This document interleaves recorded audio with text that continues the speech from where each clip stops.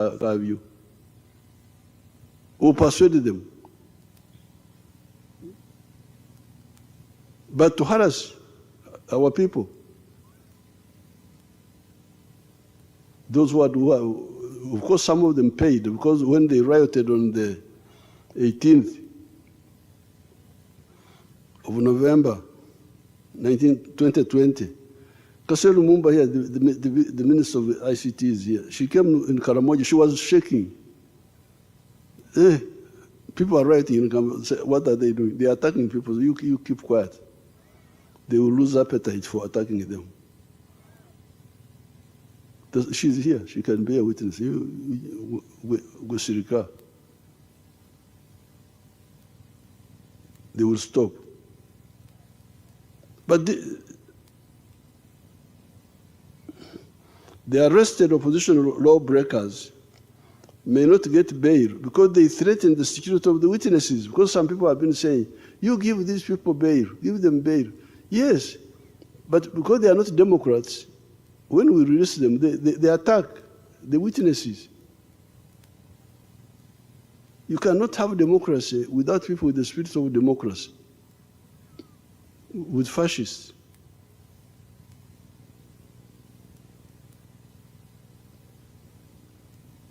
Why should you intimidate a witness if you are innocent? Why? And threaten. So the answer why we oppose bail is because they come now to attack the witnesses. Now, if we allow the witnesses to be attacked, in the future we shall not get witnesses. And what will happen? The security forces can even start doing other bad things. Like if they are blocked, the legal way is blocked, they can start extrajudicial executions. Shoot somebody, say, oh, he was running away. He was escaping, we shot him. You should be happy that the security forces are not doing mob justice, because the civilians gave up. That's why they do mob justice. Gave up on the legal system. But the security people are still bringing these people to court.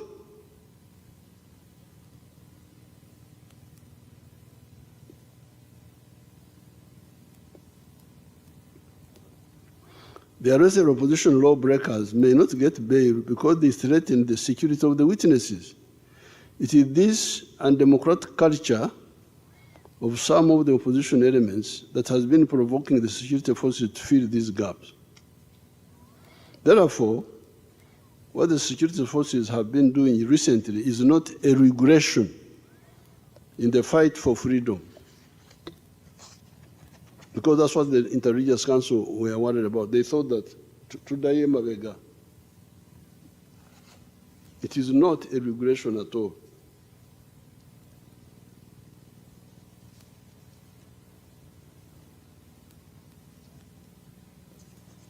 It is not a regression, but a consolidation of our long fight for the principles of patriotism, Moyo gwa Uganda, Pan-Africanism, Moyo gwa Africa, socio-economic transformation, and democracy. Indeed, General Muhoozi recently pointed out one useful fact. He said many of these people, Ugandans, including those who criticize the NRM, go to Dubai, UAE, where the press is disciplined and they appreciate. You cannot find in Dubai the press doing what the press does here. And they appreciate. That's why they are going to Dubai. I had never heard of Dubai until 1980 when we removed Amin. That was Dubai. What is Dubai? That women were getting cheap products there and so on. How does the press there conduct itself? Does it conduct like the ones in Uganda here? That's what one point General Mhoz pointed out. And then he say, but why do they not want the same here? That was Mhoz's question. If you think what happened to Dubai has helped to Dubai, why don't you want the same here? Therefore, those who have been putting forward the slogan Bizemu, they are good at bringing slogans which are just empty. Bizemu, Bizemu. Ebyedda, kidnapping people, and so on. Bizemu. Meaning, the bad things of the past have come back, are wrong. Ebyaliwo, the past happenings meant that anybody arrested or abducted would not go to court, but would end up as a dead body at Namamve Forest, the River Nile, or Kaya's farm. So to have somebody arrested and taken to court, and then you say Bizemu, you are really deceiving yourself. You are dishonest. Oh, you want to see the pictures of Ebyaliwo? Let's see the pictures of Ebyaliwo.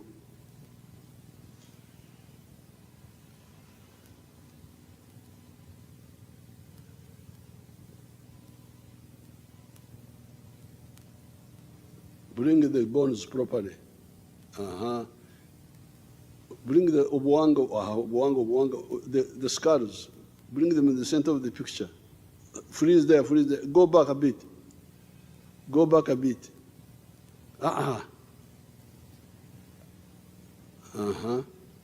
Ebyaliwo ebyo. Ebyaliwo. Hello? Ebyaliwo. Biri awo. So when somebody is brought to court and you say Bizemu, what is Bizemu now? Brought to court.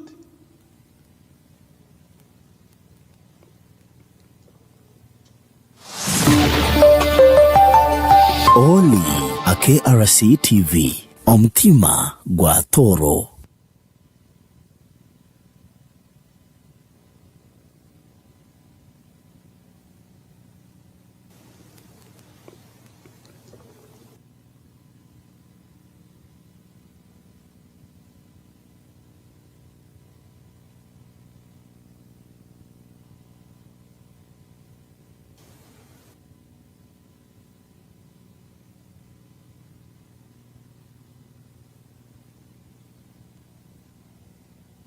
On the contrary, here you see basically creating scenes in the courts of law.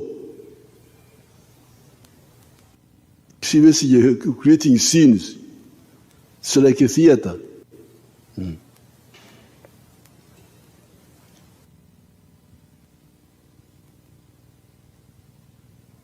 I could even see my sister Matembe limping into the court.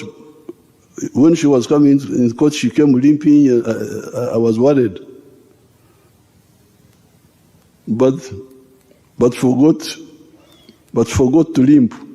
When she was leaving the court, she walked.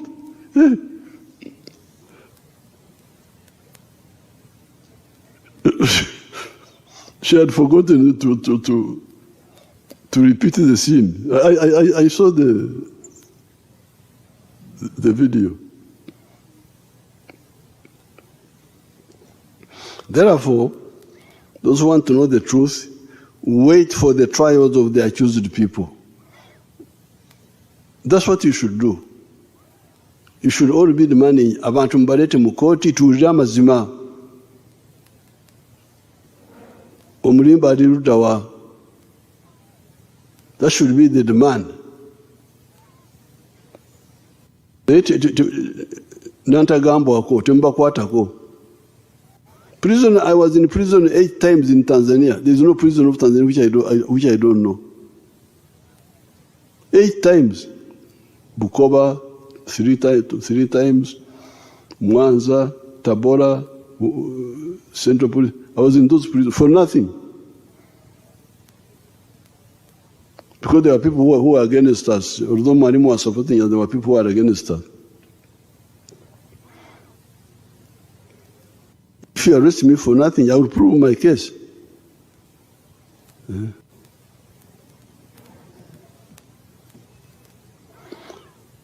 I cannot allow impunity in our system, even on the side of the security forces. In 2021, there was the death of a Ugandan nicknamed Zebra in the Kawempe area in unclear circumstances after he got in touch with our security forces. I had to organize Okukaraba blood settlement with his family in Entebbe State House here. It is therefore the impunity promoters that have been inviting the security forces to finally do something.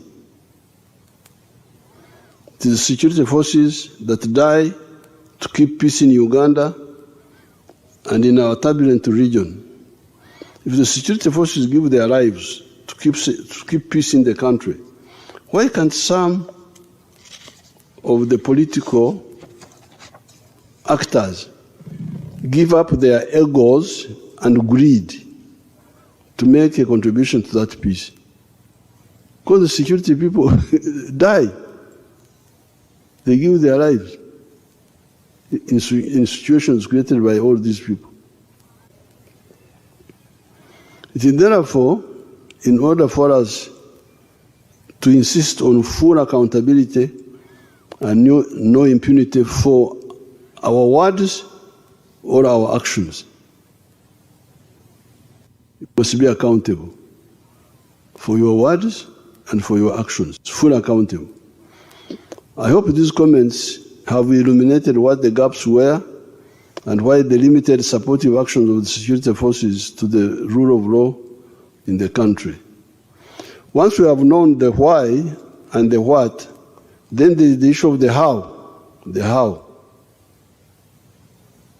This is an issue we handled from early days of our resistance, and I will share it with you separately.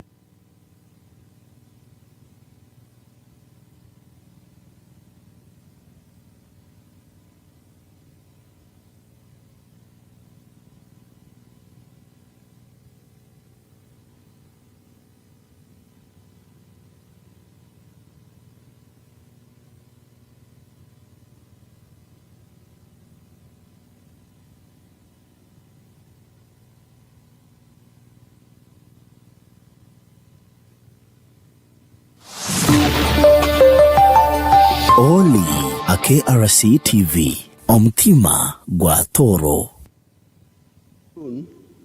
I will be charged for damaging the business of the coffin makers by reducing the death of Ugandans from AIDS, Corona, Ebola, measles.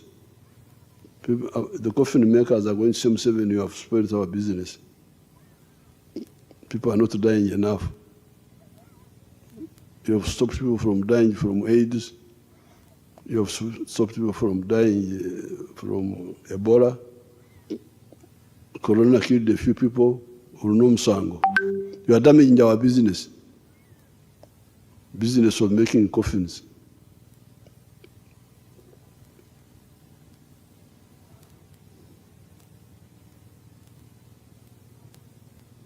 Yes, the coffin makers will lose business because it was a bad business that was at the expense of society. Instead, they should make chairs and beds for Ugandans that did not die. Hawking is an economy and health killer. Obutembe yobo buta ebyenfuna ne buta bono nebyobulamu. This hawking is a killer of economy, a killer of health.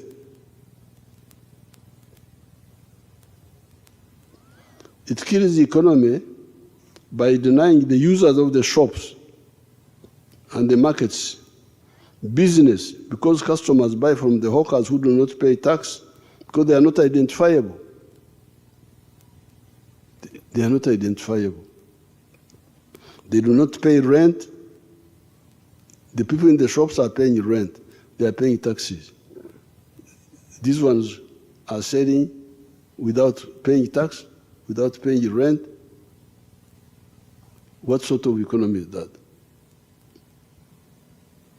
They do not, how will the economy survive if people do not pay taxes on rent or pay taxes on sales? Because when I sell, I pay tax. I also pay tax on rent. Now, if those are not there, how will the economy survive?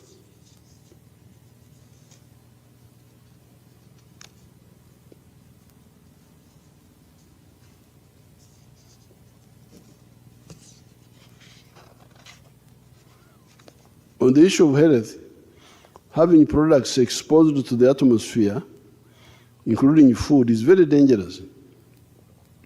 Yet the one who sells a dangerous product is not identifiable.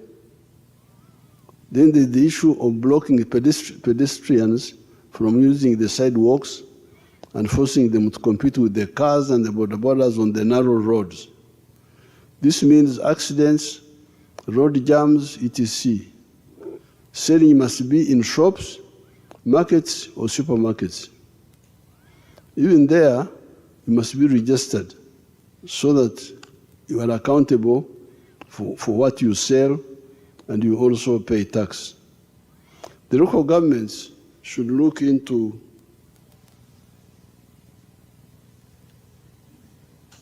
the possibility of giving land for workplaces for the hawkers that have been sent away from the sidewalks. However, even there, everybody must be licensed, identifiable, accountable, and must be paying taxes. Coming to the issue of the wetlands, this shows you how unpatriotic some Ugandans can be. Who does not know what a wetland is? Ekisaaru, Orutobazi, Omugga, Enyanja are known even by a child.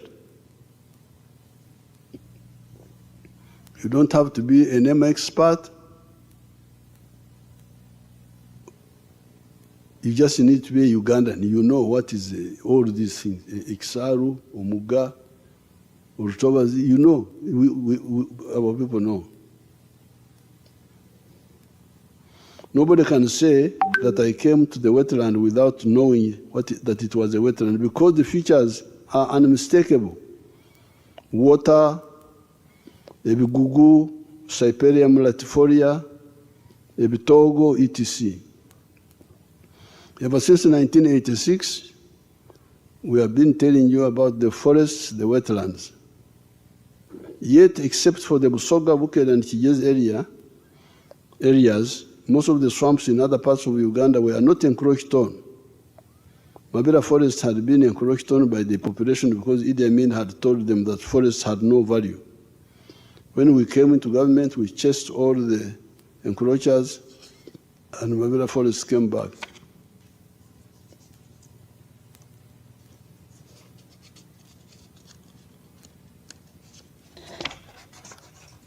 However, these days when I fly over Mabera forest, I see some smoke in the forest here and there. Does it mean that some people are making charcoal in the forest? Where is the National Forest Authority?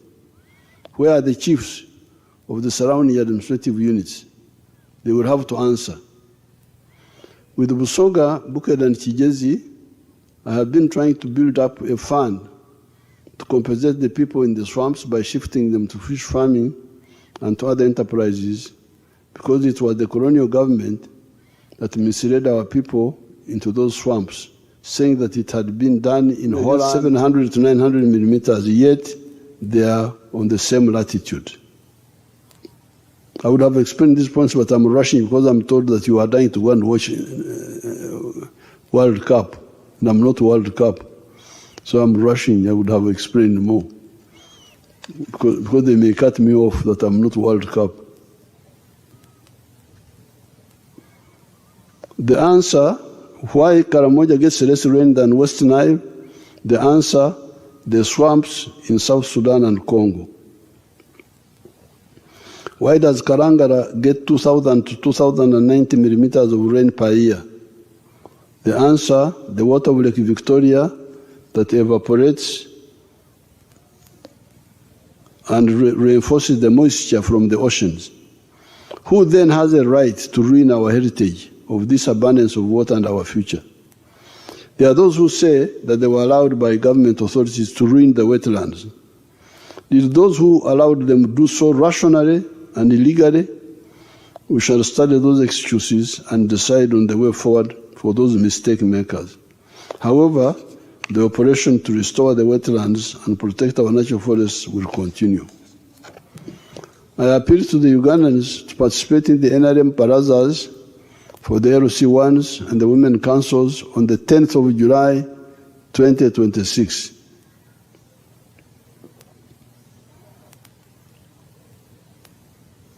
The LC1 elections on the 28th of July, 2026, and the Women Council elections on the 23rd of July, 2026.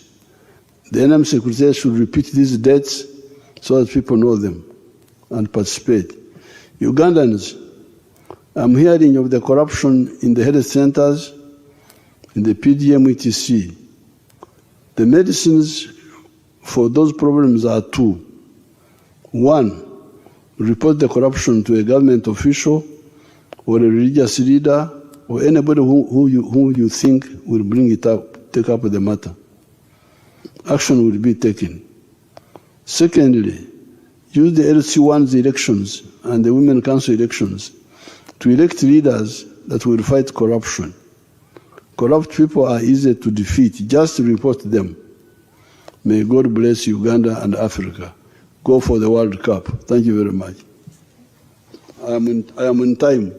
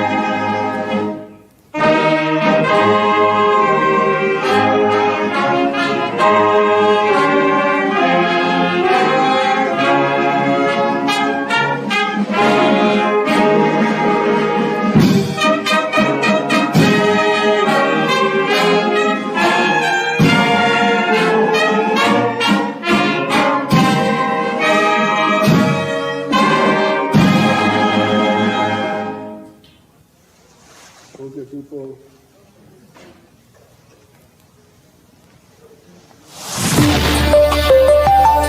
Oli a KRC TV Omutima gwa Toro. Amabara